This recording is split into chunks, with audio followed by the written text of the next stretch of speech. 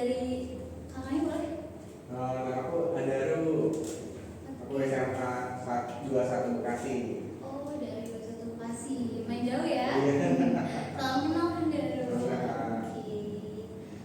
By the way, tadi gimana nih sekolahnya? Seru? Lapar atau gimana? Capek Kak. Capek ya, ya. Emang kadang tuh kalau kita belajar ada aja ya gangguan dari setan-setan nakal. Oke, biar gak ada gangguan nih dari setan-setan nakal, alangkah baiknya sebelum kita memulai pembelajaran pada hari ini, kita berdoa terlebih dahulu. Berdoa menurut kepercayaan masing-masing, berdoa dimulai. Berdoa selesai. Oke. Belajar apa sih kita hari ini? Hari ini kita akan mempelajari tentang permintaan dan penawaran. Oke, di permintaan dan penawaran kita akan belajar apa aja sih Kak? Yang pertama kita mulai dari definisi. Terus selanjutnya kita akan bahas tentang grafik dan hukum. Yang ketiga ada faktor-faktor yang mempengaruhi. Yang terakhir ada contoh soal. Nah untuk definisi ini aku bakal jelasinnya singkat aja, gak bakal muter-muter, gak bakal terlalu panjang. Biar kalian juga gampang ya memahaminya. Oke, untuk definisi grafik dan hukum, aku akan bahas sekitar 15 menit, 10 sampai 15 menit. Nah, untuk faktor-faktor yang mempengaruhi baik dari sisi permintaan maupun penawaran, masing-masing akan aku jelasi selama 10 sampai 15 menit. Yang terakhir, contoh soal, aku bakal kasih satu contoh soal aja buat kita bahas bareng-bareng, dan nanti kalau ada sisa waktu, aku bakal kasih contoh soal lainnya buat kalian latihan. Nah, berapa sih Kak untuk contoh soal kita kerjainnya? Untuk contoh soal sama kayak sebelumnya, aku gak lama-lama, cuma 10 menit. Oke, sampai sini bisa dipahami? Nah, sebelum masuk ke permintaan dan penawaran, kira-kira apa sih pentingnya kita belajar permintaan dan penawaran?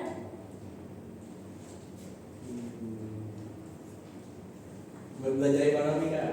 Iya, betul. Jadi dengan mempelajari permintaan dan penawaran ini, kita akan lebih memahami cara kerja pasar dan ekonomi secara keseluruhan. Misalnya, pedagang di pasar tidak boleh asal menentukan harga jual. Kenapa? Karena misalnya kalau harga jual terlalu tinggi, barangnya nggak laku. Kalau harga jual terlalu rendah, ya dia rugi, ya kan? Oleh karena itu yang disebut dengan cara kerja pasar. Oke, kita mulai dari yang pertama. Kita bahas satu-satu dari permintaan. Permintaan. Oke, sebelum kita masuk ke definisi nih, aku mau kasih sedikit ilustrasi.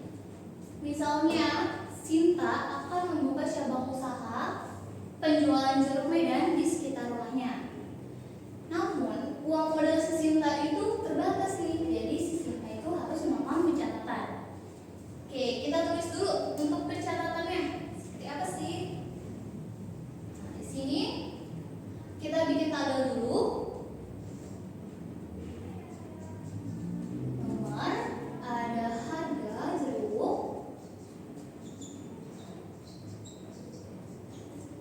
jeruk, terus ada jumlah pembelian karena si Sintanya itu membeli di pasar.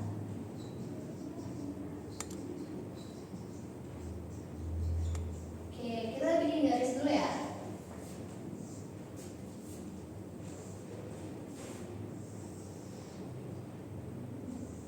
Oke, di sini aku gak banyak, cuma pakai 3.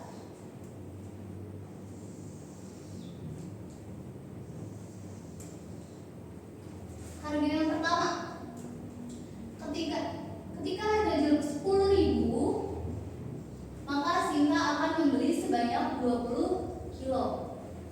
Harga yang kedua, ketika harga jeruk 12.000, Sinta akan membeli sebanyak 16 kilo.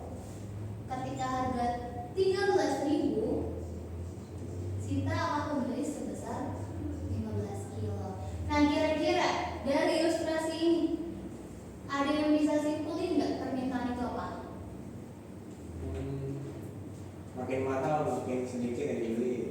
Iya, betul banget.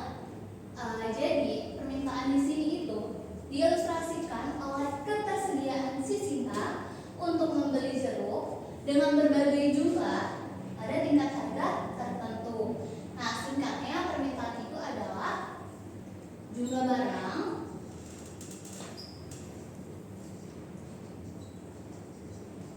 yang dibeli. Yang dibeli oleh siapa? Konsumen. Ya, betul, yang dibeli oleh konsumen. Di mana? Di Pasar. pasar. Betul.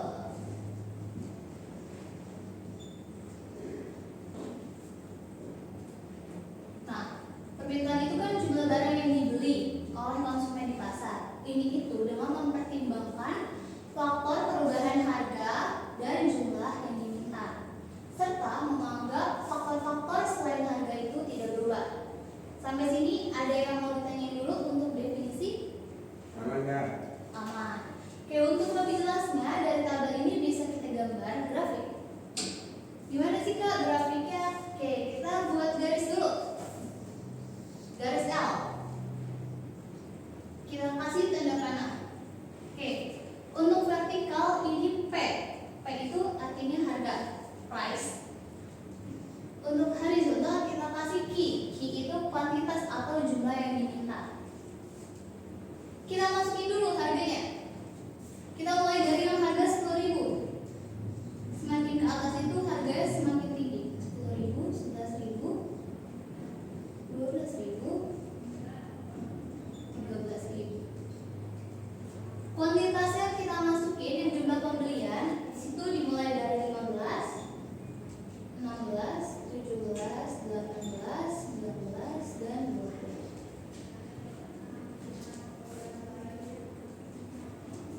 Oke, ketika harga 10.000 jumlah yang dibeli 20. Berarti kita tarik garis.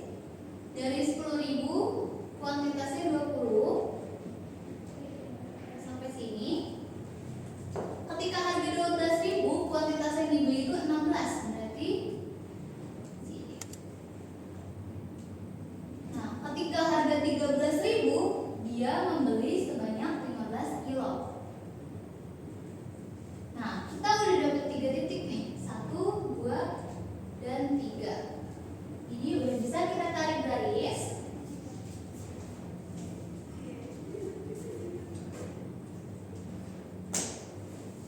Udah bisa kita tarik garis. Jadi ini sesuai ya. Nah, untuk permintaan ini berarti garis kurvanya dari atas ke bawah. Dari grafik ini bisa kita simpulin nih, berarti semakin rendah harganya, semakin banyak jumlah yang diminta. Begitupun sebaliknya, semakin tinggi harganya, semakin sedikit jumlah yang diminta.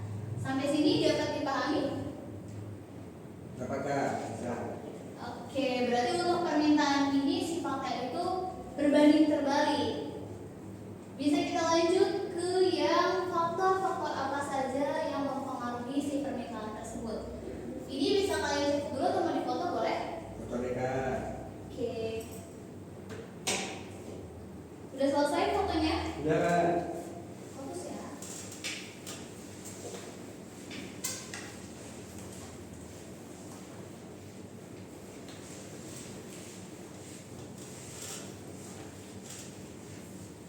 Oke, kita masuk ke faktor-faktor.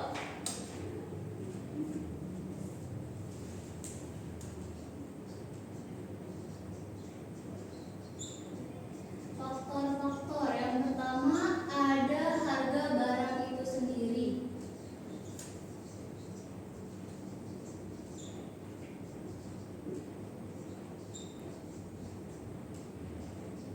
Maksudnya gimana? Ketika harga barang itu naik, permintaan akan turun. Ketika harga barang itu turun, permintaan itu akan naik. Berarti harga barang turun, permintaan bertambah.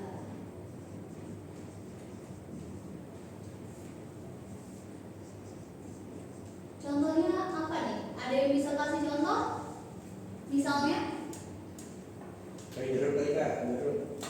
iya betul. Misal aku ambil contohnya jeruk. Jeruk biasanya harga 1 kilo 25.000. Kemudian dia tiba-tiba turun jadi 15.000.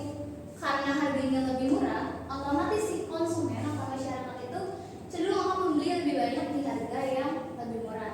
Oleh karena itu nanti permintaan terhadap jeruk akan bertambah. Paham? Ah, Yang kedua, ada harga barang lain.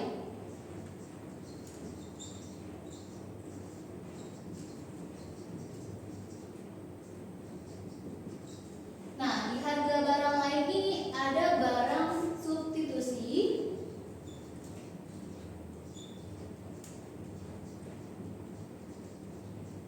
dan barang komplementer.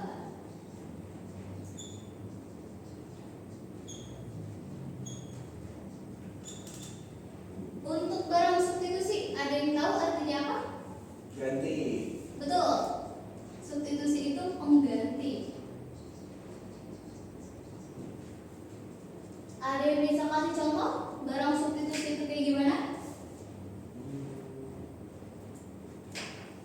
Apa? Misalnya ada nasi kita pakai Roti misalnya. roti. Nasi jadi roti. Gak ada kopi, kita bisa minum Teh. teh. Oke. Nah, terus selanjutnya ada barang komplementer. Ada yang tahu arti komplementer itu apa? Lengkap. Iya, pelengkap dari komplit. Nah, untuk contohnya, barang komplementer itu yang kayak gimana sih, Kak? Misal, roti pakai selai. Atau contoh lain, Gula. ya kopi pakai gula. Oke, aku bahas satu-satu. Misalnya dari barang substitusi, aku pakai yang kopi sama teh. Misal harga kopi sama teh itu sama-sama 5.000. Tetapi tiba-tiba harga kopi itu naik menjadi 6.000. Otomatis permintaan yang teh ini akan meningkat dan permintaan si kopinya akan menurun. Karena orang-orang itu cenderung akan membeli atau mengkonsumsi barang yang lebih murah. Misalnya kondisi lain, kalau kopinya itu turun, berarti permintaan terhadap kopi itu akan naik dan permintaan akan teh akan turun karena si konsumen teh akan beralih ke konsumen kopi. Terus ke barang komplementer, misal roti sama selai, harga roti itu turun, otomatis konsumen itu akan cenderung membeli roti lebih banyak.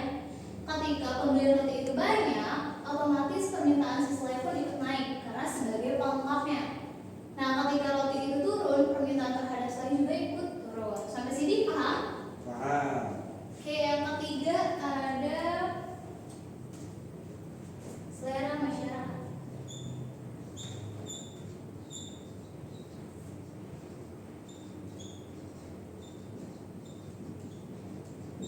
Oke, ada yang ngerti maksudnya itu apa? Bisa kasih contoh mungkin untuk selera masyarakat? Jadi misal kayak gini, selera masyarakat terhadap suatu barang itu meningkat, otomatis permintaan itu akan bertambah. Contohnya, misal selera masyarakat yang lagi tren sekarang ini kayak boneka Labubu. Otomatis permintaan terhadap model si boneka Labubu itu nantinya akan meningkat seiring dengan selera masyarakat yang bertambah. Sampai sini paham? Paham. Yang keempat, untuk tingkat pendapatan.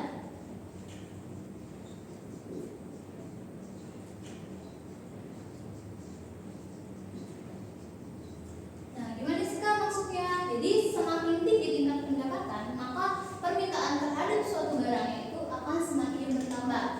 Contoh nih, pasar malam ada bazar baju murah. Si A, dia hanya bisa membeli satu baju dengan harga 100.000 karena dia itu per bulannya cuma dapat gaji 700.000. Sedangkan si B itu dia punya penghasilan 2 juta. Maka si B itu akan bisa beli 2 Otomatis semakin tinggi pendapatan, maka semakin tinggi juga permintaan terhadap suatu barangnya. Yang kelima, ada jumlah penduduk.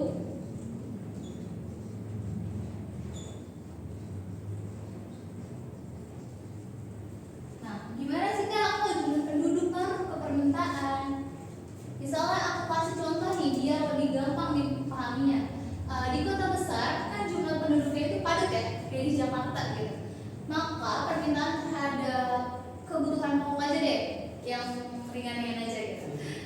Permintaan terhadap kebutuhan pokok misalnya kayak beras, permintaan air minum, minyak dan lain sebagainya itu akan tinggi jika dibandingkan dengan kota-kota kecil atau pedesaan yang jumlah penduduknya lebih sedikit. Jadi semakin tinggi atau semakin besar si jumlah penduduknya itu nanti akan mempengaruhi jumlah barang yang diminta. Yang terakhir ada prediksi konsumen. Maksudnya gimana prediksi konsumen? Misal nih harga bahan bakar minyak diprediksi minggu depan itu akan naik. Nah, otomatis orang banyak itu akan berbondong-bondong ke pom bensin atau sebagainya buat ngisi tangki kendaraannya untuk di-fullin gitu. Tujuannya apa sih Kak? Nah, biar si konsumen tersebut lebih hemat. Jadi dia bisa memanage uangnya untuk keperluan lain. Kayak sampai sini ada yang mau ditanyain? Aman nggak, Pak? Aman ya? Ini bisa difoto dulu. Bisa. Oke. Aku habis tidur dulu nih Kak, saya. Habis tidur dulu Kak. Oh iya.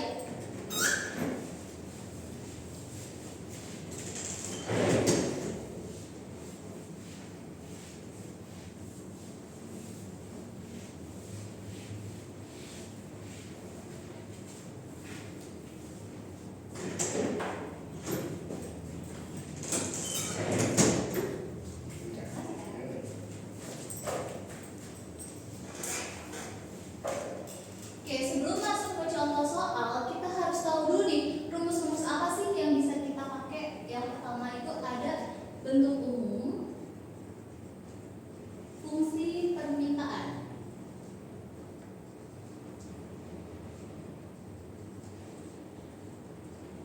Oke, gimana sih rumusnya Pak? Ada yang tahu? Oke, aku jelasin aja. Jadi untuk bentuk umum fungsi permintaan ini rumusnya P sama dengan A min B kali Q atau Q sama dengan A min B kali P.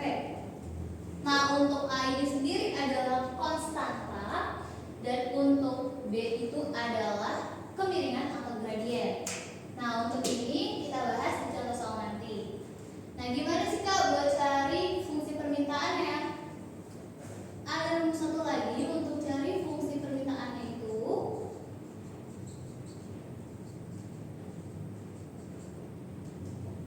P min P1 dibagi P2 min P1 sama dengan Q min Q1 per Q2 min Q1. Oke, sampai sini paham ya untuk rumus-rumusnya. Oke, aku ada soal. Jika harga barang sita ya.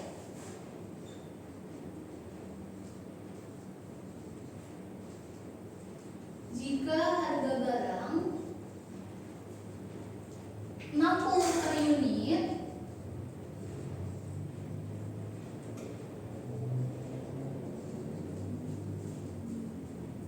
maka jumlah yang diminta itu sebanyak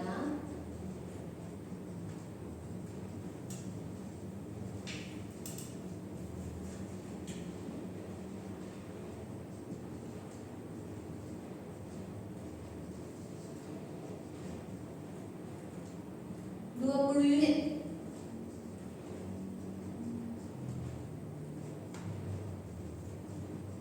Dan jika harga barang itu turun menjadi 40 per unit, maka jumlah yang diminta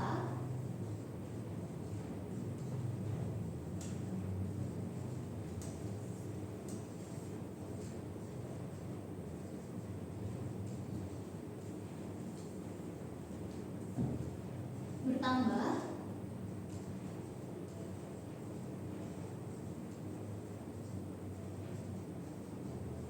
menjadi 30.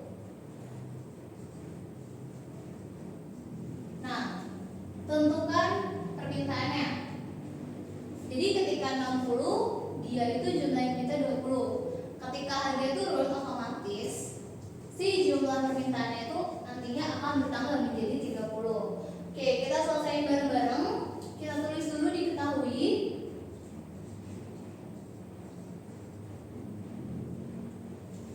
P1-nya di sini berapa? Harga yang pertama kali. 60 berarti. Iya, P1 itu 60. Q1 20. Q1 20. P2-nya 40. 40 dan Q2 30. 30. Oke, kita masukin ke rumus yang ini. P min P1 per P2 min P1 sama dengan Q min Q1 per Q2 min Q1.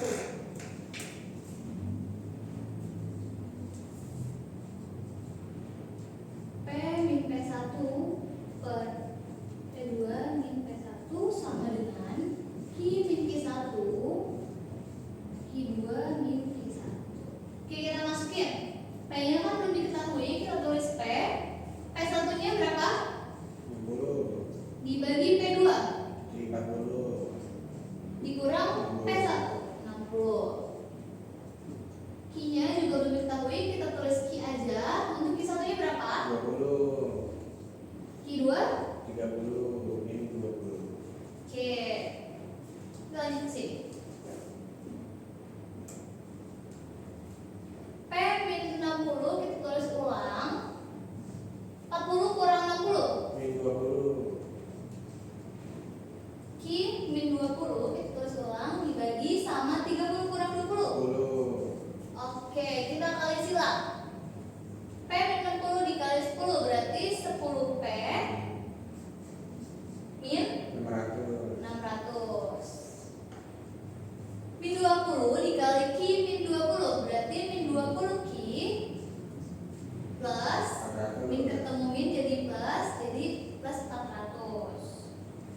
Nah, yang 600 ini kita bakal pindahin ke sebelah sini. Berarti kalau pindah ruas dari negatif jadinya plus positif. Kalau dari positif nanti berpindah ruas akan jadi negatif. Nah, ini 10P sama dengan min 20 Q kita tulis ulang. Jadi plus 600. 10P sama dengan min 20 Q plus 1000. iya plus 1000.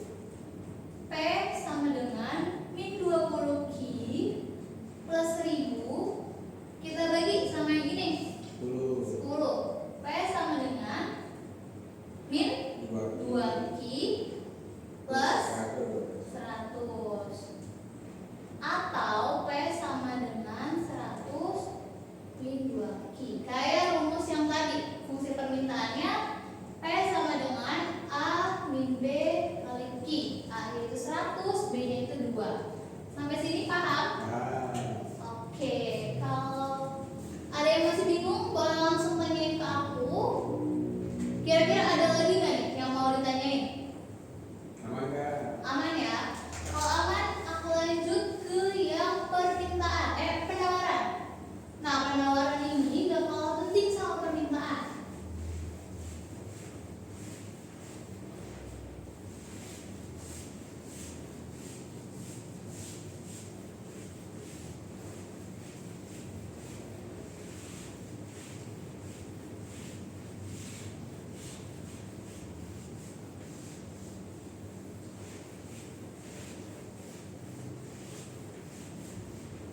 Oke, kita ke penawaran.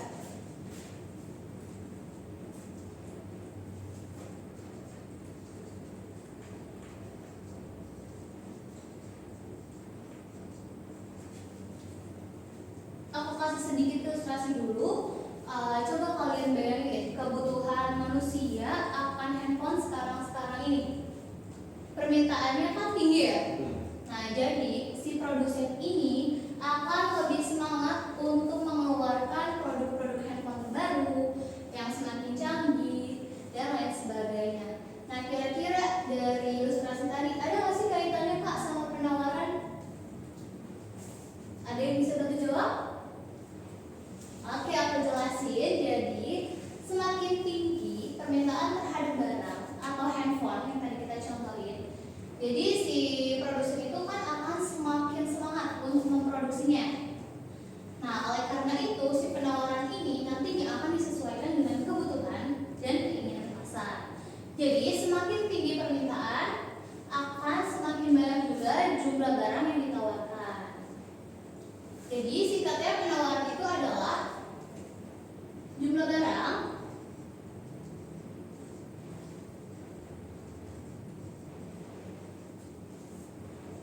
yang dijual oleh siapa? Kira-kira? Produsen. Iya, oleh produsen atau penjual di pasar. Beda ya, tadi kalau penawaran itu dibeli oleh konsumen, kalau penawaran dijual oleh penjual. Nah, misalnya nih, aku ada contoh. Kita bikin tabel lagi.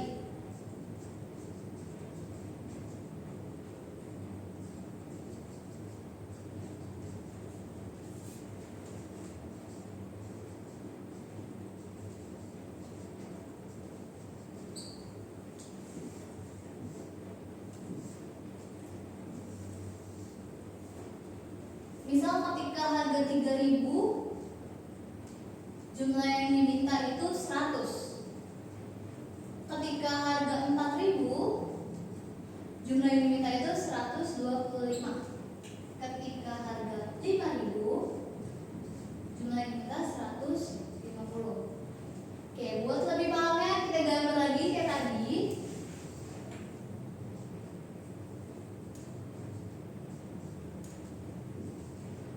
Oke, di sini ada harga 3.000, 4.000, dan 5.000.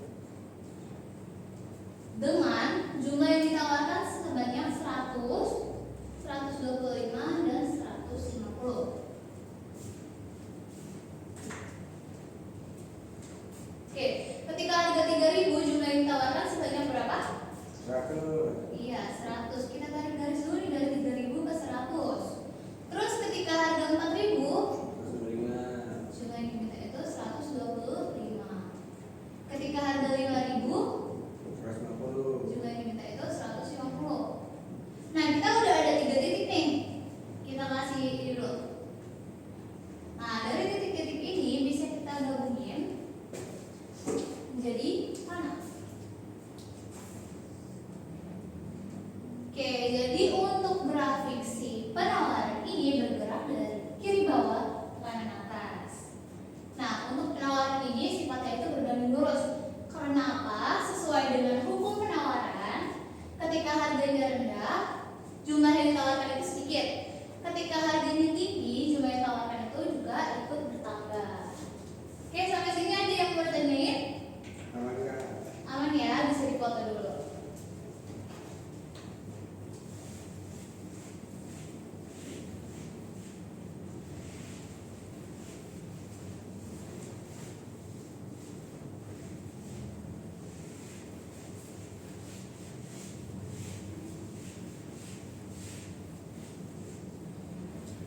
Oke, tadi kita udah masuk ke definisi grafik dan fungsi. Di samping itu kita juga harus mengetahui faktor-faktor apa aja sih yang harus mempengaruhi si penawaran tersebut.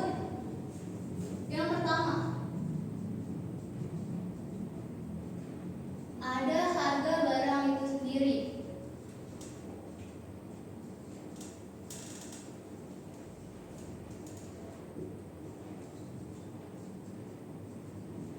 Nah, harga barang itu sendiri maksudnya gimana? Misalnya di pasaran harga mobil listrik itu lagi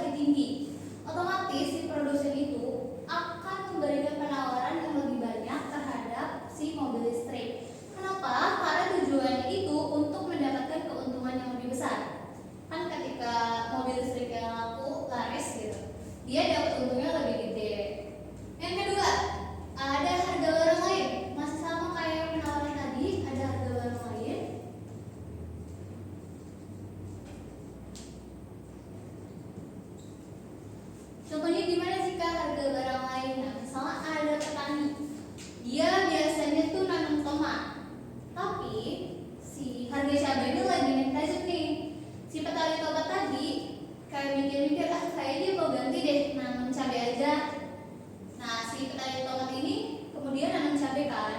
Ketika cabainya itu dipanen dan dijual itu laris, dia otomatis akan mendapat keuntungan yang lebih tinggi karena si harga cabainya itu lagi meningkat aja.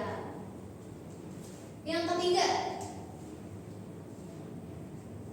ada biaya faktor produksi.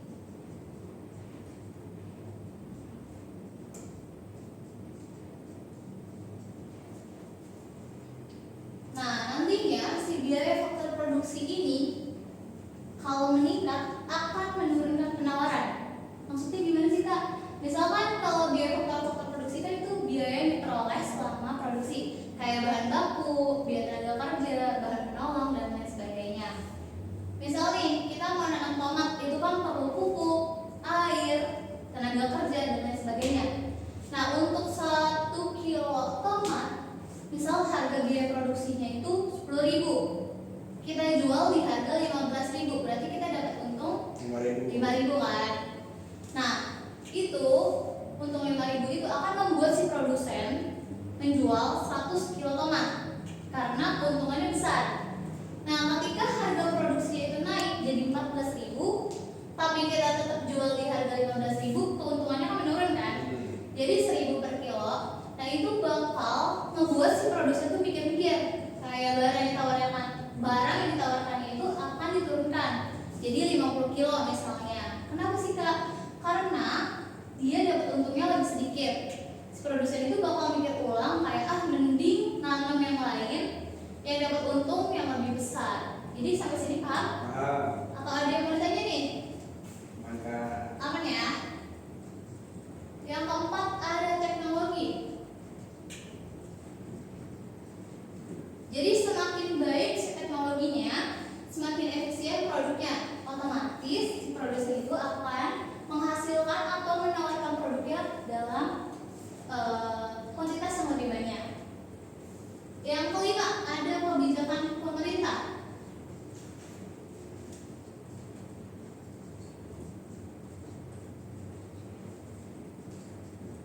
Apa nih kira-kira yang lagi rame? Pertanggal 1 Januari? Iya, PPN. Berarti kan maksudnya pajak ya? Pajak. Nah, kalau dikenai pajak, otomatis itu penawarannya akan berkurang.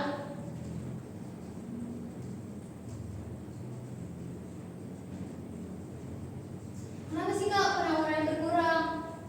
Karena si pajaknya ini kan sifatnya membebani si produsen atau menambah biaya-biaya di luar biaya faktor produksi. Otomatis keuntungan si produsen ini akan lebih kecil. Jadi penawarannya itu nantinya akan berkurang. Terus ada kebijakan pemerintah lainnya kayak subsidi. Nah, kira-kira kalau subsidi ini buat penawarannya tinggi atau penawarannya berkurang? Iya, betul. Penawaran itu akan tinggi atau bertambah? Kenapa? Karena si subsidi ini merupakan kayak potongan harga, jadi biaya faktor produksi itu berkurang. Otomatis nanti si keuntungan produsen itu akan lebih tinggi. Sampai sini aman ya? Aman. Yang terakhir ada prediksi produsen. Kalau di permintaan tadi prediksi konsumen, kalau penawaran ini prediksi produsen. Maksudnya gimana sih Kak? Nah, misal kalau diprediksi harga beras itu bakal naik minggu depan, otomatis si produsen ini akan menawarkan beras itu lebih banyak di bulan sekarang. Kenapa?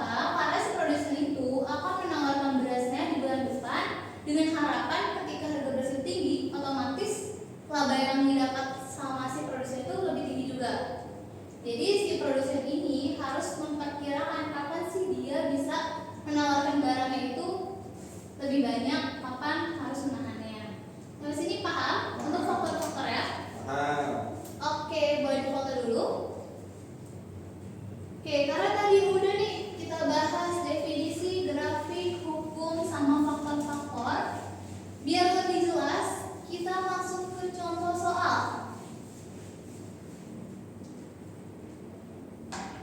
Seperti biasa, untuk masuk ke contoh soal, kita harus tahu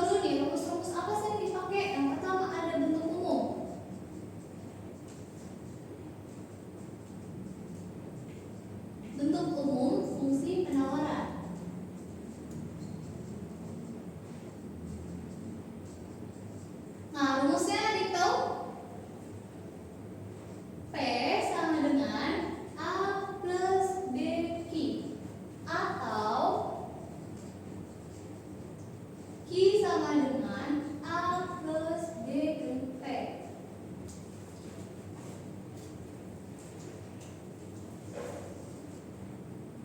Nah, tadi kan kalau penawaran di sini minus. Kan kalau permintaan, kalau di penawaran ini dia pakainya yang positif. Nah, untuk kita cari fungsi penawarannya lagi itu sama. Tadi rumusnya kayak gimana nih? P min P1 per P2 min P1 sama dengan Q Q min Q1. Q2 min Q1. Oke, aku ada contoh soal.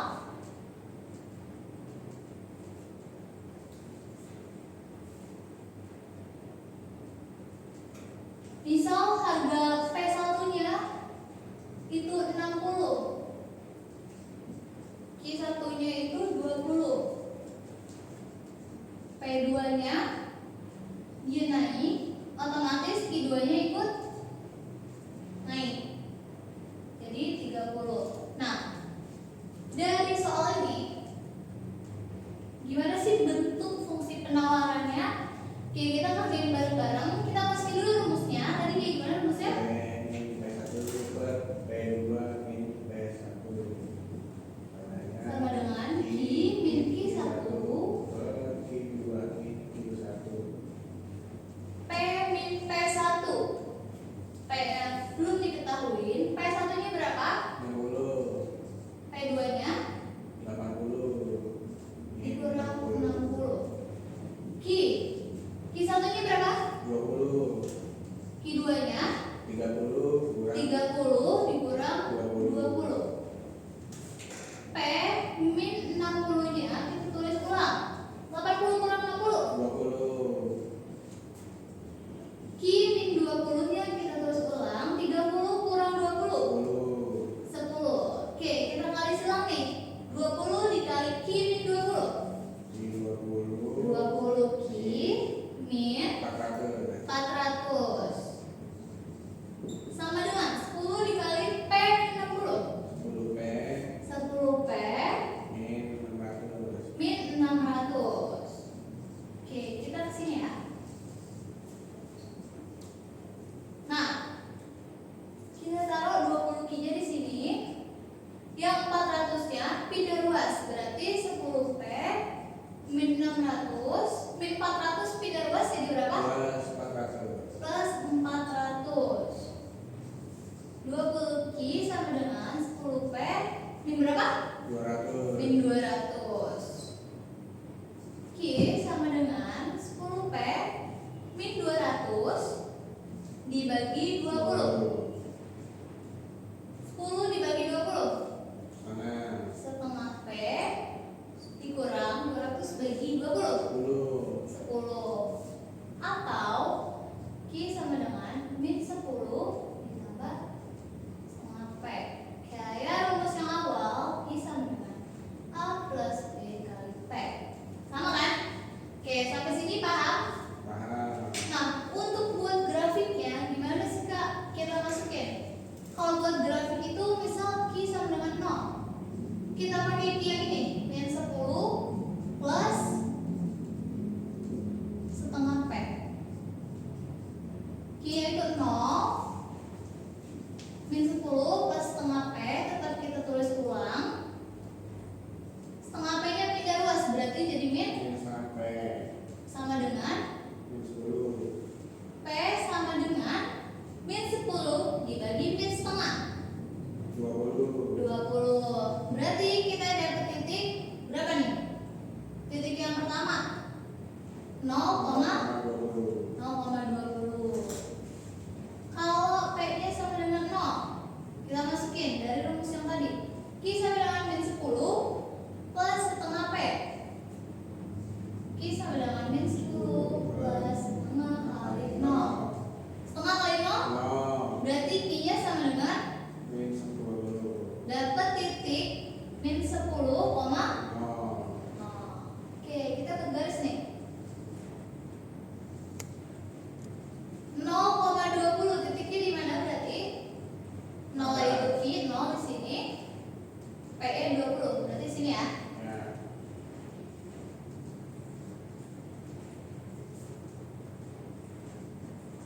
Min 10,0. Berarti dia ke arah kiri karena negatif. Kita taruh di sini min 10,0. Berarti kita dapat 2 titik nih. Bisa kita tarik garis. Nah, jadi untuk grafiknya dari kiri bawah ke kanan atas. Kalau dia negatif. Sampai sini paham? Paham. Oke. Kira-kira ada yang mau ditanya dulu nggak tadi dari permintaan dan penawaran yang tadi udah aku jelasin? Aman nggak? Aman ya? Oke, sebelum kita tutup atau kita akhiri, kira-kira ada yang bisa bantu review nggak nih? Apa sih bedanya dari permintaan dan penawaran itu? Kalau permintaan dari konsumen, Iya. penawaran dari penjual, produsen. Betul. Ada yang masih ingat nih bunyinya? Bunyi dari buku permintaan dan penawaran? Kalau permintaan semakin tinggi harga semakin rendah. Iya, yang diminta. Kalau penawaran? Kalau semakin tinggi harga semakin Tinggi yang ditawarkan. Oke, keren-keren banget nih kelas ini. Aku sampai salut gitu. Oke, mungkin karena udah nggak ada yang ditanyain, aku cukupkan pemaparan materi hari ini. Kalau misalnya ada yang bingung, bisa ditanyain di minggu selanjutnya atau bisa cek ke aku. Oke, kurang lebihnya mohon maaf karena tadi dibuka dengan doa. Mari kita akhiri dengan doa juga. Berdoa terlebih dahulu. Doa dimulai.